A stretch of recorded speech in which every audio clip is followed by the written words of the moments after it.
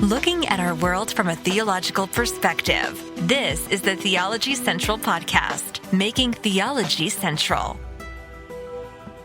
Good afternoon, everyone. It is Monday, June the 26th, 2023. It is currently 2:37 p.m. Central Time, and I'm coming to you live from the Theology Central studio, located right here in Abilene, Texas, where I'm thinking about auto-tune. That's what I'm thinking about. I'm thinking about auto-tune. Are you familiar with auto-tune? Now, some of you that are younger, you probably are very familiar with auto-tune. Maybe around middle age, I'm assuming you know auto-tune. Maybe those who are older, you have no clue what auto-tune is. You don't know what it is. You have no clue. You may not even be interested in what auto-tune is. But for the sake of this broadcast, I have to tell you about auto-tune. I have to explain what it is. So are you ready? Auto-tune is an audio processor introduced in 1997, right? And what it does is it uses, we'll go back. Basically, it fixes, here it is. I was going to go through some of the history, but it's an audio processor introduced in 1997. I was going to go through some of the things it does and some of the dates. Its initial release date was September the 19th, 1997. And we could go through some of the updates and some of the things here. Here we go. Share. Yes.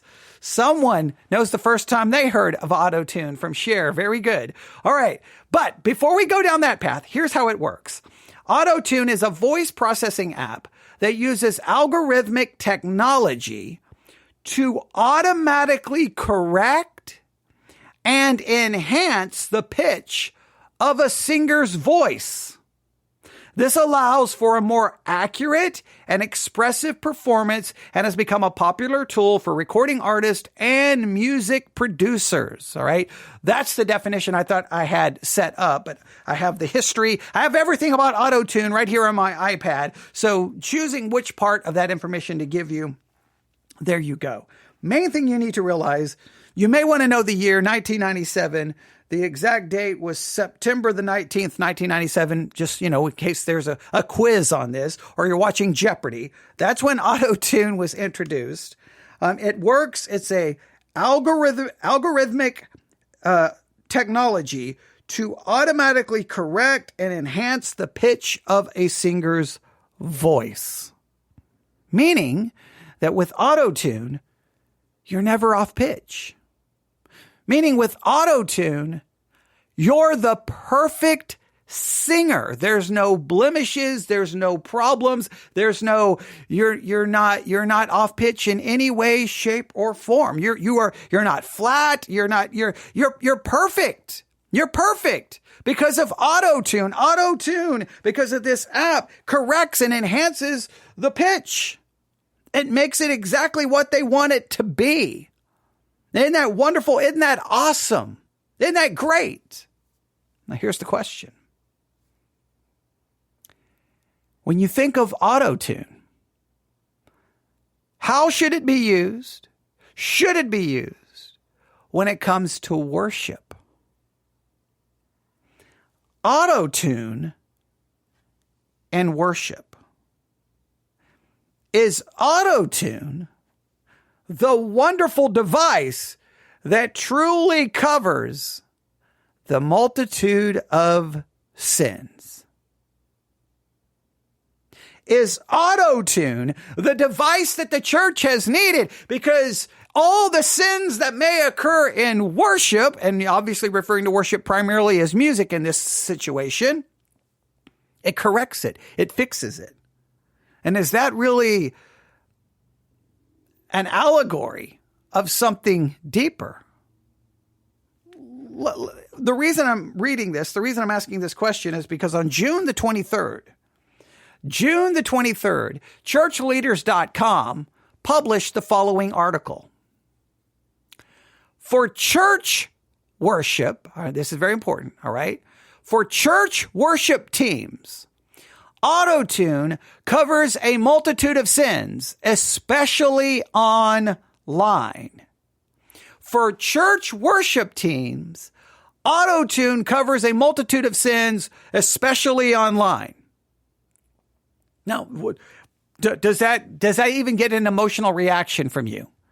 Does that make you stop and go, wait, auto-tune, a worship team, and an auto-tune?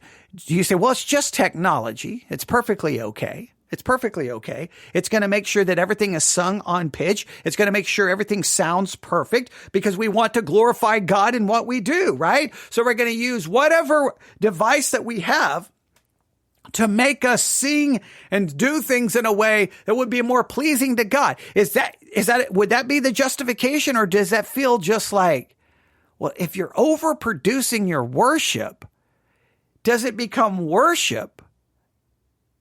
Or is it just performance? When does worship cross the line to becoming nothing more than mere performance? And are you able to detect where that line is? Now let's read a little bit about this and try to see. I'm obviously going to use this more for as a symbol or an allegory, symbolism. I'm gonna try to get this past what it's actually talking about to some things deeper. All right. According to the prophet Isaiah, grass withers, the flower fades, but God's words endure forever. Okay. All right. Well, someone just said in chat that there's an eerie feeling to it, like AI giving a sermon. Yeah, I feel the same thing. But let me go back to the article. According to the prophet Isaiah, grass withers, flowers fade, but God's word endures forever.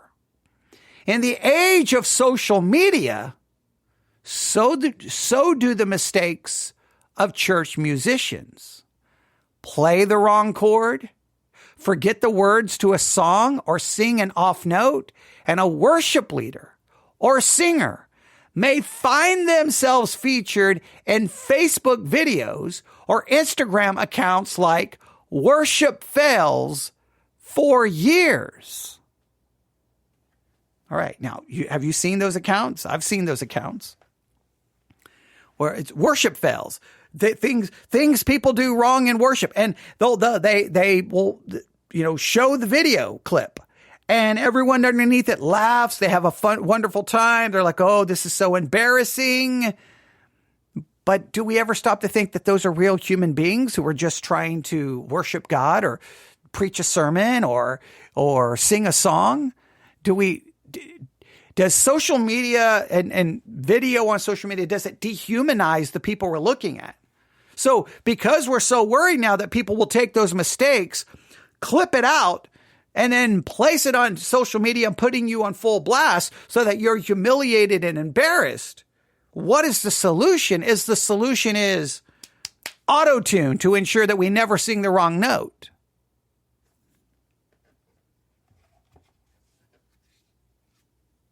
Let's go back to the article.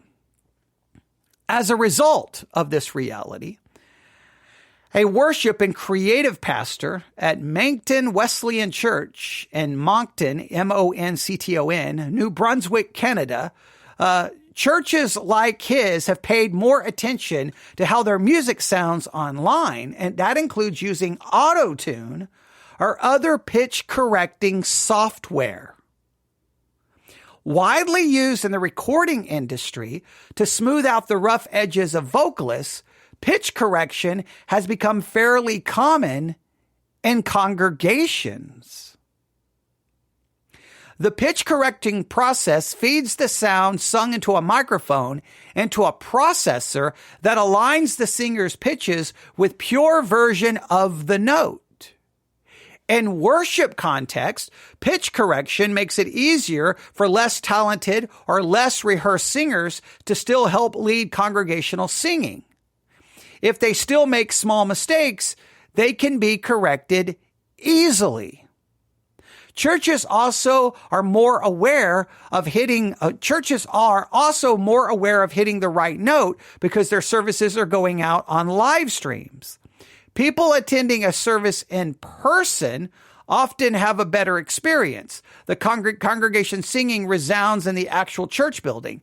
Those at home only hear what's going into the microphones and coming out of their computer speakers. A 2023 study of online worship from Pew Research found that while remote worshipers rate online sermons and sermons they hear, and hang on, let me read this again. A 2023 study of online worship from Pew Research found that while remote worshipers rate online sermons and sermons they hear in person about the same, there's a drop-off when it comes to the music. 69% of those surveyed said they were extremely satisfied or very satisfied with music at in-person services. That dropped to 54% of those who attend online. A former megachurch audio engineer who now works in marketing compared it to spell check for singers, or the kind of bumpers used to help kids learn how to bowl. You still need to try and throw a strike, he said, but the bumpers help you from going into the gutter. COVID-19 also promoted the use of auto-tune because many church musicians found themselves suddenly in charge of producing services to be streamed online. This meant getting up to speed with the latest technology, such as pitch tuning, which has become increasingly affordable for churches.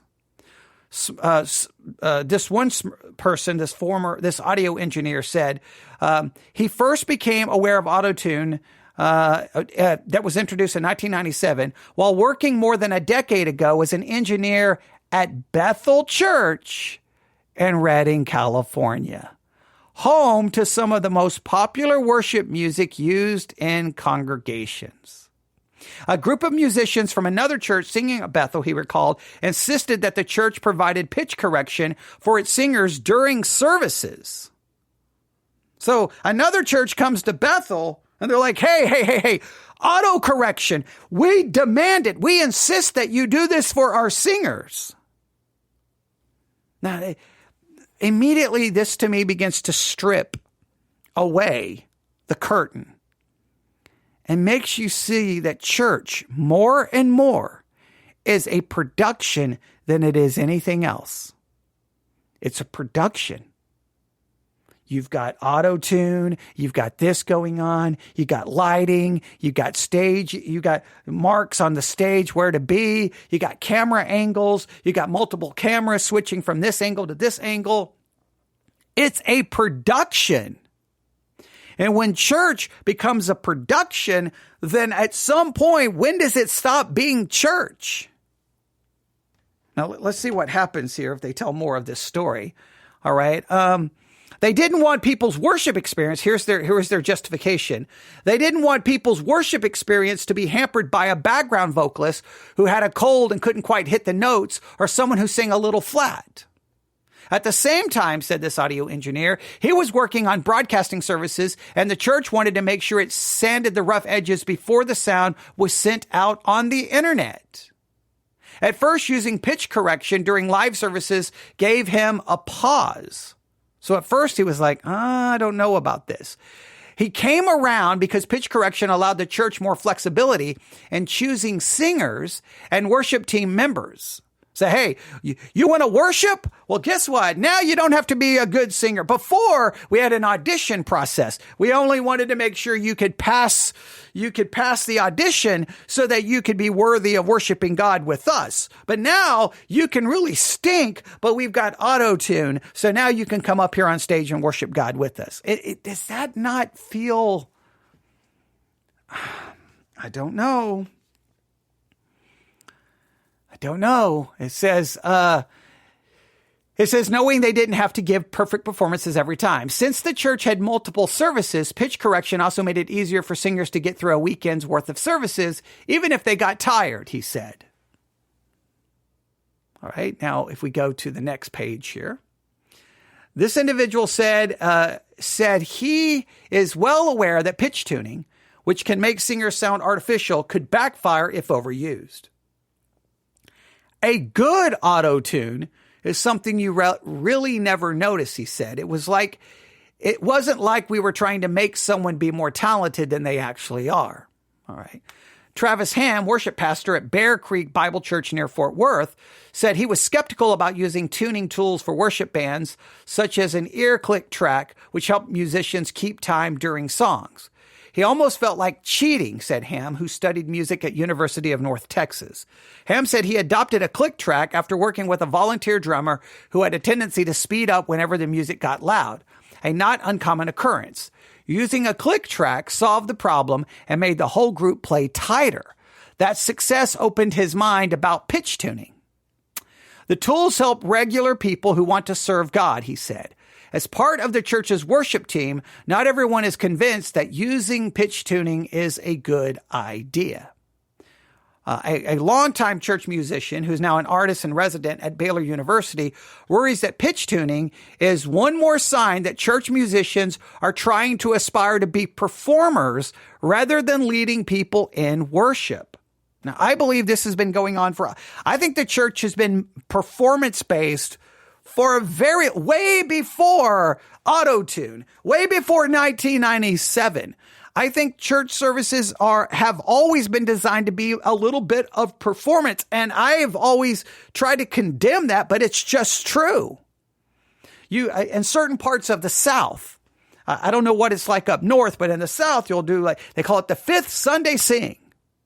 The fifth Sunday sing, and all these churches will get together, and people from the congregation then will sing. And you just watch the people who are performing. They're worried about how it sounds. They're worried about this. As much as they may have pure motives, they know they're about to stand in front of someone and sing, and they're worried about how it sounds. They're worried about how it came across. Just like I worry about podcasting.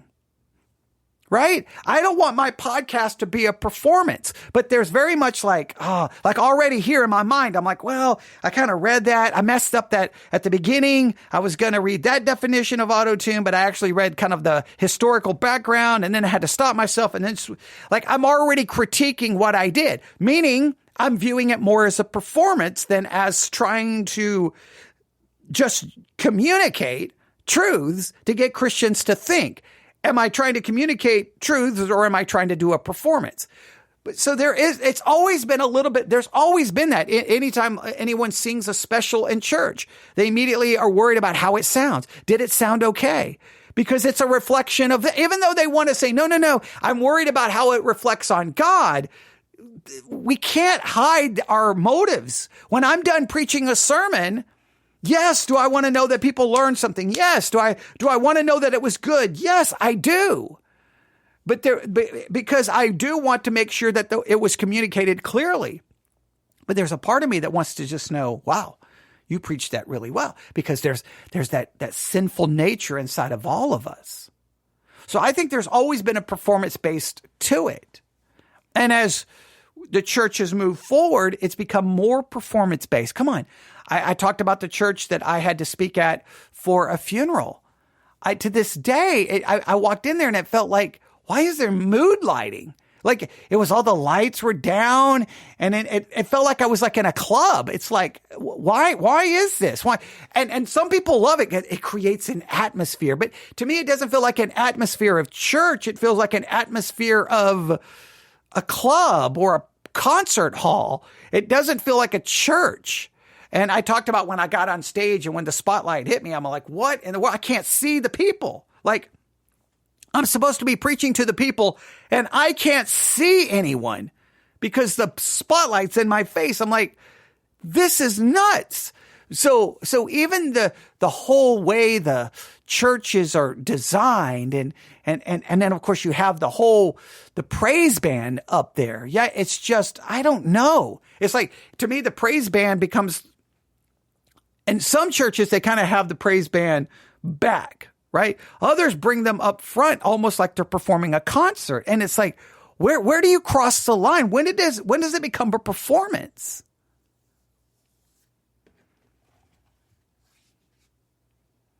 So I don't know. He says he feels that this one person feels like it's a sign that musicians are trying to aspire to be performers rather than leading people in worship. Look, I know churches see it more as a performance. I've talked about it before. The person I worked with in the United States military, he got hired by a local church. They paid him, I think, $200 a Sunday to play drums. He was an atheist. He wasn't a Christian. He's in the praise and worship band playing drums. He wasn't even saved. And he got kicked out of the military for drug use. But hey, he played in the praise band at the church not far from my house. And I know someone else who went to that church who was in the praise team, and they were upset because the church wouldn't give them the guitar they wanted, which was like, I don't know, $30,000, some crazy amount, because they wanted a new upgrade in their instrument. And it's like, what is this church doing? They're paying lost people to play in the praise and worship band. And then those people are trying to get better instruments. It's like, what is happening? So, he goes on to say, this individual, he spent years using all the latest tools to conjure one emotional experience after another. Please note that. Here's someone who used to be involved in it, saying that he used every tool he could to conjure an emotional experience. Wow. Always looking for the next big thing or trying to emulate popular mega church worship bands. Then he gave up. Where does it end? He said. Someone else who records what he calls liturgical folk music says he scaled back to a simpler approach. Being authentic, he said, means embracing imperfection. All right. Someone else, an assistant professor of worship studies at Belmont University in Nashville, Tennessee, has similar concerns about worship leaders trying to be something they are not. He worries that churches will become karaoke franchise of megachurches. The more you can do to sound not like yourself and more like a recording has been a long contemporary worship issue. In his classes, he said that he teaches his students about the latest technology and tries to inspire them to lead their churches to a more authentic style of worship, one that comes naturally from their churches rather than emulating someone else. He also warns them about romanticizing the past, saying that there were problems even when people sang hymns without pitch correction or the latest technology. People sang too loud or too off key or too fast and probably could have used a little help. Well, maybe. We're constantly trying to do this better, he said. And that ends the article. Now, I don't know where you feel in all of this. This is a couple of my thoughts, and I'm going to kind of use some of this more to be more of an allegory. Trying to perfect the singer's voice, trying to perfect the drums with a click track, so ensure that all the band is playing tighter and no one's getting out of rhythm, everyone's staying together in timing, is to try to create an atmosphere where everything sounds perfect and looks perfect for the purpose of trying to create an emotional response, which to me turns worship into a performance that is designed to manipulate instead of edifying or leading people to put their focus up on things above rather than things on earth. People are focused on a performance and they're being manipulated by it. And I believe none of that belongs in church. It should not be emotional manipulation in whatever form it comes in.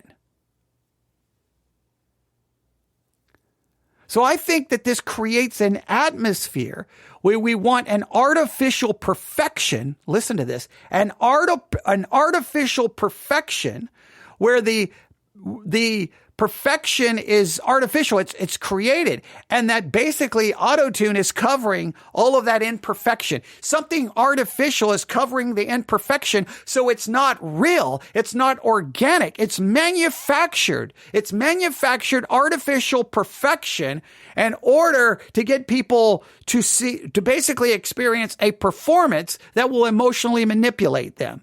That cannot be church.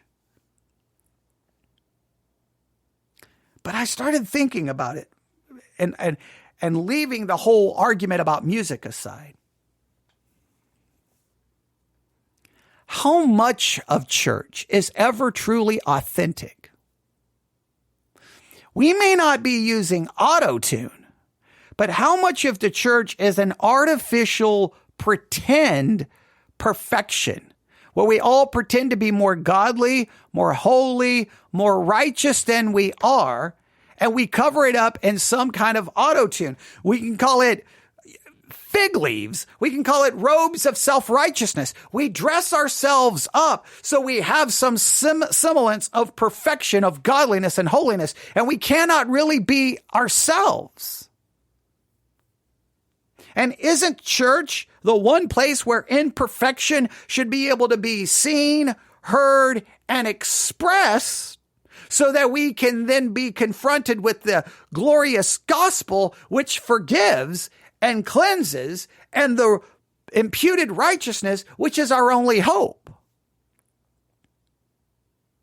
And isn't everyone seeing that imperfection? Then we're challenged about love covers a multitude of sins rather than auto-tune.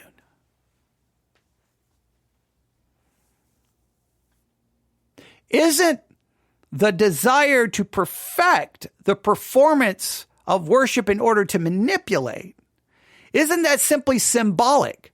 Isn't it simply a good allegory of what's taking place in the pews where everyone artificially covers themselves in some level of looking holy and godly, which doesn't really demonstrate the reality, and we cover it up with our own form of auto-tune? Everyone sounds good, everyone looks happy, everyone is smiling, everything is supposed to be great, when in reality everything is crumbling and falling apart. But we put on the facade of righteousness and that everything is good. We pretend, and then we become self-righteous in that pretending. We become manipulated by our own pretending. We become manipulated by our own facade. And everything from the platform to the pew is performance art. And if we remove the performance, we would see broken, sinful, messed up people who all need the gospel of Christ. And our job is to try to love those messed up, broken people because love covers a multitude of sins. Not excusing sin, but what's more genuine? And I don't know how to get the genuine present. I don't know how to make that happen. But auto-tune in worship just seems crazy. And someone in the comments section brought up AI. Like, when is it just going? Like, where's the pastor's auto-tune?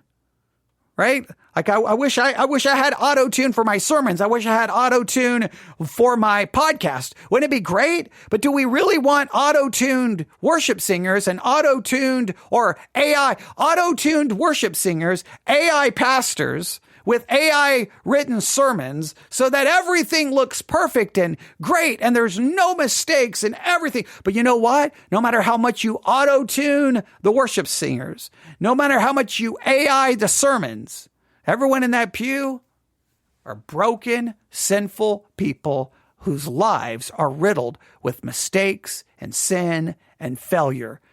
And there's got to be a place somewhere in church for broken, messed up people to find grace and not simply be the recipients of a performance that's all perfected by auto-tune, click tracks, and AI.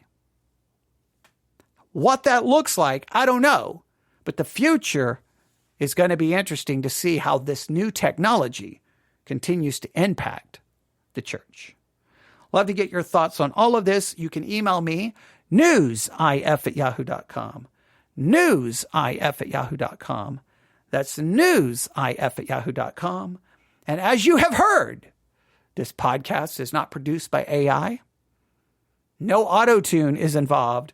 Just a real, sinful person who sometimes stumbles over his words and trying to communicate these truths about Christianity.